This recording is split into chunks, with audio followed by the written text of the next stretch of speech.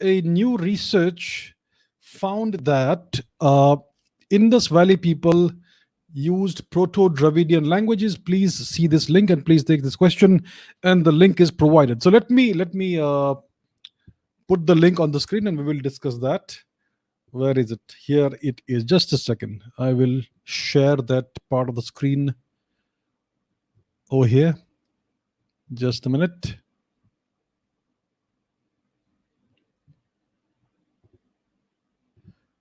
Okay, here it is. Here it is. So this is an article that claims. Okay, let's see the title of the article. It says Indus Valley people spoke ancient Dravidian language, claims new research. An independent researcher analyzed the various evidence to suggest the possibility of the ancient civilization speaking the ancestral Dravidian language. So the article claims that this new research suggests the possibility that this may be the case. It doesn't prove anything, it is suggesting a possibility. Do you understand the difference between proving something and suggesting a vague possibility of something? There's a huge difference. Suggesting the possibility of something is not the same as proving something. There's an enormous difference between the two. This is merely one of the new claims, one of the millions of claims that people have made over the decades of having found the clues that end this mystery. No, this simply suggests a certain possibility of something. Let's go a little bit further into it. Bahata Ansumali Mukhopadhyay, independent researcher, analyzed numerous archaeological, linguistic, and historical evidence and found that the words for elephant, piri, piru, in Bronze Age Mesopotamia were originally borrowed from pilu, a Proto-Dravidian word for elephant, which was prevalent in the Indus Valley civilization. My question is very simple. How does this person know that this word pilu was prevalent in the Indus Valley civilization? Have we been able to decipher the script of the Indus Valley region, of the Saraswati region? Have we deciphered the script? We have not been able to decipher the script. There are many claims of people claiming that they have deciphered it. None of these claims have stood up to scrutiny. So the script, despite so many different claims, is not deciphered as of today. And if the script is not deciphered, how do we know what was the word for elephant in this region? How do we know it? In the absence of the decipherment of the script, how do we know what was the word for elephant 5,000 years ago in Western India? We don't know it. So on what basis has this individual decided that the word for elephant in the Indus Valley region was pilu? There is no logical basis for this claim.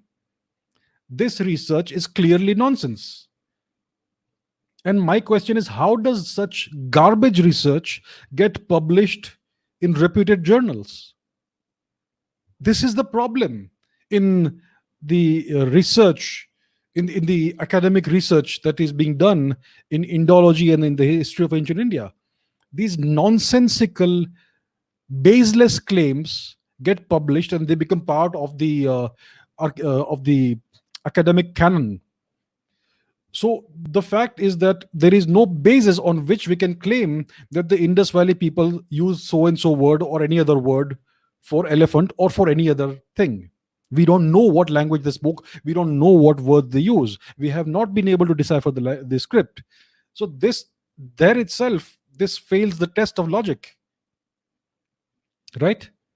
And again, on the basis of this nonsensical claim, this individual has merely suggested the possibility that this region spoke some ancestral Dravidian language. This is absolute nonsense. It doesn't stand up to even the basic cursory examination from the point of view of logic or from the point of view of facts, right? And secondly, my question is, what are the Dravidian languages? The Dravidian language family was invented by the Christian missionary Bishop Robert Caldwell, on the basis of his half-hearted examination of just one Southern Indian language.